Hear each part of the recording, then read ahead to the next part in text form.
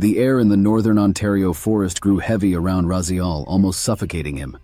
The familiar scent of pine and loamy earth vanished, replaced by something primal, a musk that didn't belong to any creature he'd tracked in 30 years of hunting these woods.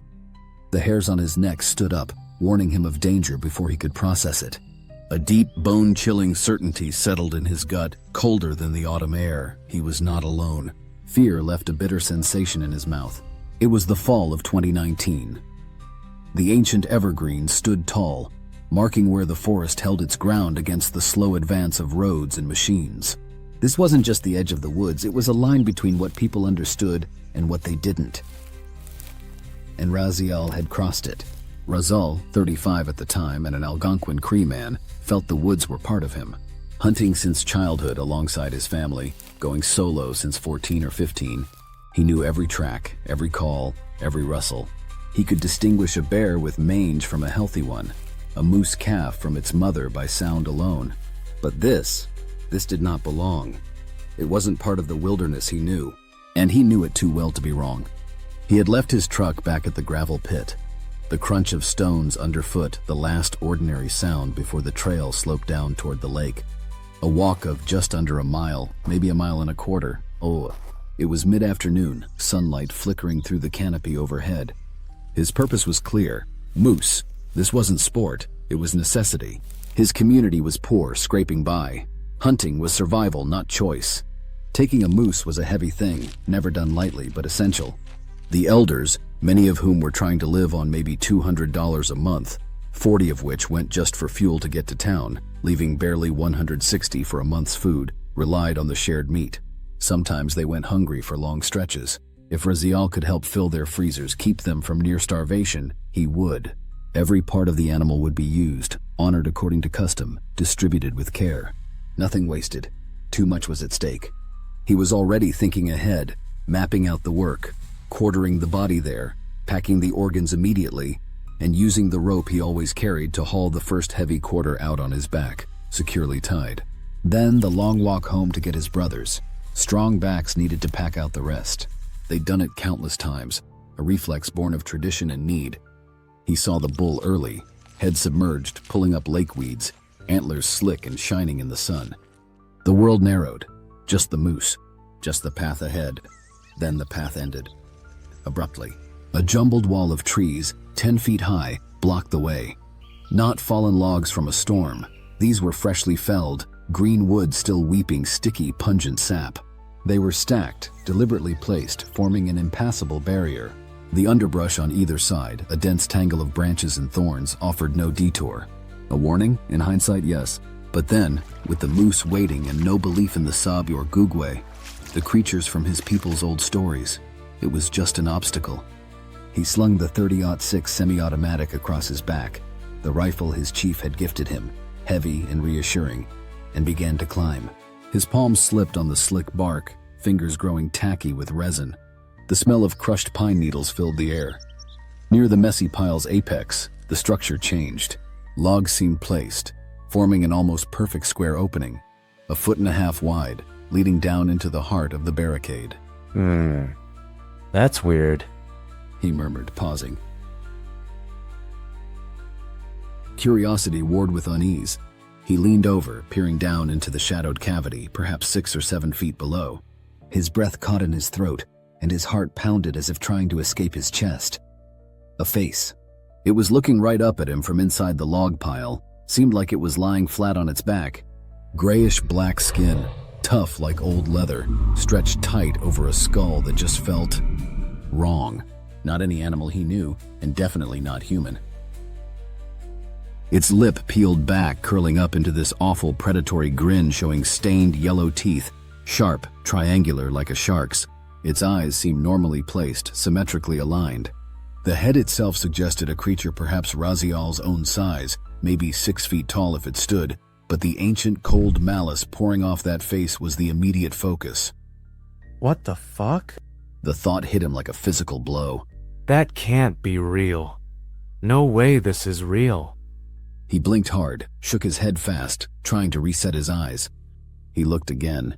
It was still there, still grinning that nightmarish grin. Pure, raw terror flooded him, cold and absolute. He scrambled to his feet on the unsteady logs. It was a high jump down. Landing with the rifle felt like a bad idea. Fast, he unslung the 30-06, tossed it onto the leaves below him. Took a couple of quick steps to steady himself on the shifting logs, then leaped. He hit the ground hard, right beside his weapon. The second his boots impacted the earth, the whole huge pile of logs behind him groaned, shifted, actually moved. Then that sound split the air. Ooh-wah! Ooh-wah! A deep, guttural cry that vibrated right through him, chilling and totally alien. He grabbed the rifle, its familiar feel barely registering against the panic, and ran. Ran like he'd never run before, legs pumping, lungs searing, scrambling back up the slope toward the truck. Behind him, heavy footfalls hammered the ground, impossibly fast, matching his own frantic pace step for crushing step. Branches cracked violently nearby, loud as gunshots. Those weird, terrible cries seemed to chase him, coming from the trees all around. He didn't dare look back, couldn't risk seeing what kind of body went with that face, the face of a roughly man-sized Gugwe. Blind terror drove him, and farther back, deeper in the woods behind whatever was chasing him, he could hear the unmistakable sound of more trees snapping, breaking, like there wasn't just one. He finally reached the truck, his breath tearing at his throat. His hands shook so badly that he fumbled with the key, scraping metal against metal before it finally slotted home. He threw the truck into gear and peeled out, driving on pure adrenaline, eyes jumping from the rear view to the side mirrors, scanning the empty road. But the feeling of being hunted was like ice on his skin, refusing to melt. He hadn't seen its body clearly, only the face implying a 6-foot frame. That particular horror, seeing one fully, wouldn't come until the next time, and it would be much, much larger. A year went by. Raziel, as he always did when bad things happened, buried it. Packed the memory down deep. The face, the sounds. Had to be a nightmare he had walking, a trick of the light, stress maybe. Something that made sense. He'd been clear-headed, sober. A hunter has to be. It just couldn't have been real. He shoved the memory away. The next fall, he found himself back there. He was 36 now. No way. Lightning strikes twice, he told himself. No way I'll see a Sabe again. Not in the same spot. He parked at the gravel pit, heard the familiar crunch of boots on stone, walked the trail down. His heart beat a little heavier as he got near that place. He stopped, looked, nothing. The huge pile of trees? Gone, completely. No logs, no broken branches, not even a dent in the ground where it had stood. Like it just dissolved, leaving no trace. Strange didn't even begin to cover it. He looked around, scanning the woods for any sign of those felled trees. Found nothing. A shiver went up his spine despite the mild day. Gotta be a logical explanation, he muttered, trying to push down the unease crawling up his back. He kept walking. A moose bellowed somewhere ahead. Moving quietly, Raziel slipped around a bend in the trail. There it was, a young bull, broadside, perfect range. A flicker of hope. Maybe the trip wouldn't be wasted. He dropped to one knee, smooth, practiced. Chambered around in the 30-06, the click sounding way too loud in the quiet woods. Took a slow breath, let it out halfway, settled the crosshairs, his finger finding the cool metal of the trigger guard. Crack! The sound was louder than a rifle shot. A thick branch broke cleanly right behind him. Pure instinct took over. Faster than thought, he spun, bringing the rifle around, bracing for a bear, another moose, something he understood. His world tilted sideways. Standing about 4 or 5 feet away was the thing from his nightmares, now solid. Hideous, humanoid, a Gugwe, and this one was immense.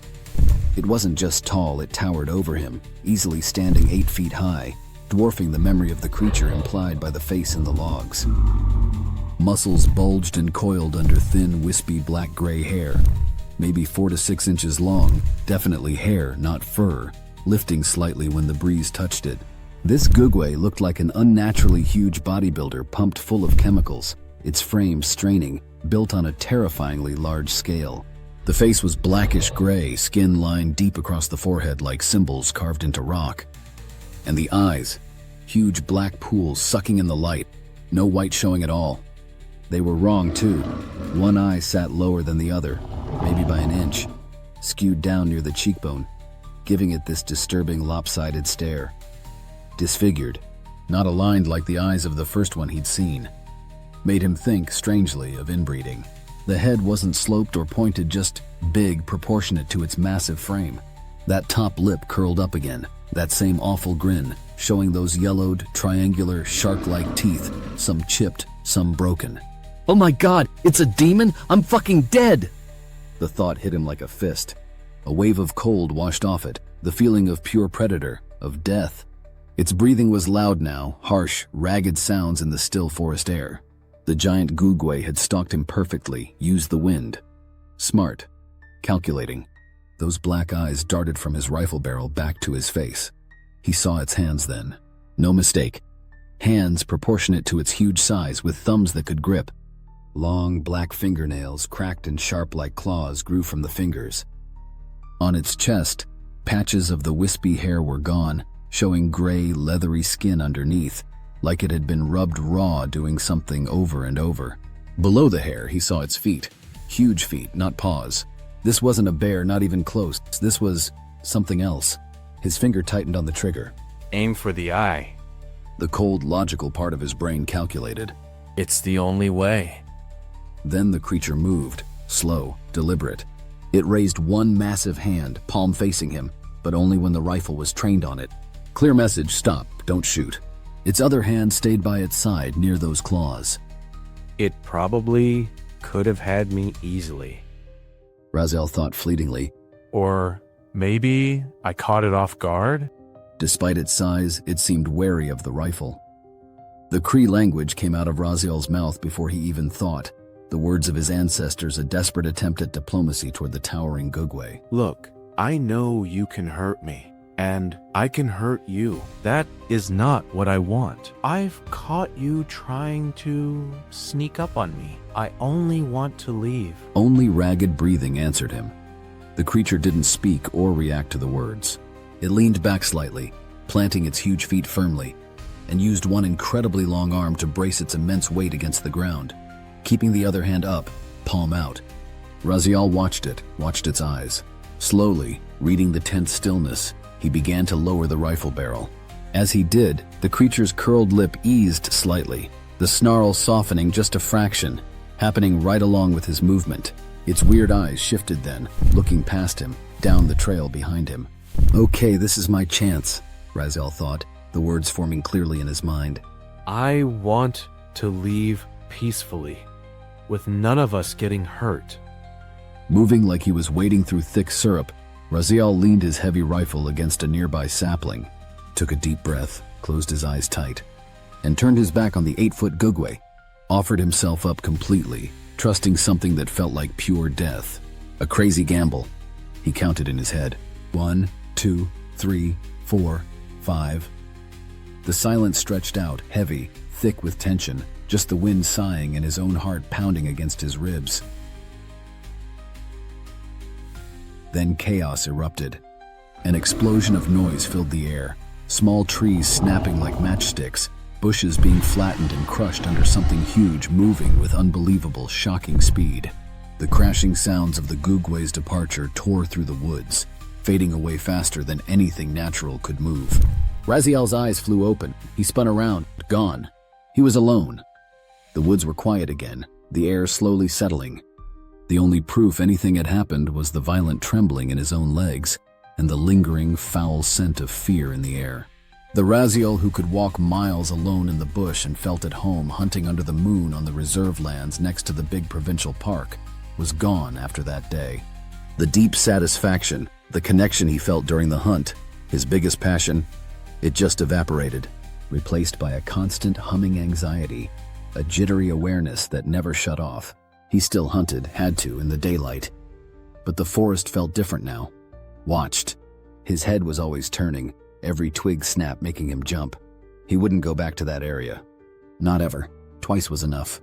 Encountering a 6-foot Gugwe was terrifying. Facing an 8-foot one was soul-shattering. 3 strikes, you're out. His whole view of the world had cracked open. The Gugwe and the Sabe, names his elders used for these beings, sometimes calling them brothers and protectors, though protectors of what he didn't know, were real. Different sizes, different faces, but terrifyingly real.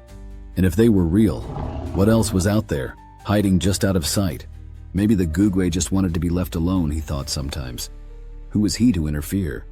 He'd do anything. Hypnosis, a lie detector to help figure it out, to make people believe the warning burning inside him. These things are out there, and they don't seem friendly. Though far as he knew, they hadn't hurt anyone on his reserve. But people did go missing out in the region sometimes. Now, sleep isn't always an escape. Sometimes in the dead quiet of night with darkness pressing in, Raziel wakes up with a cold, hard certainty.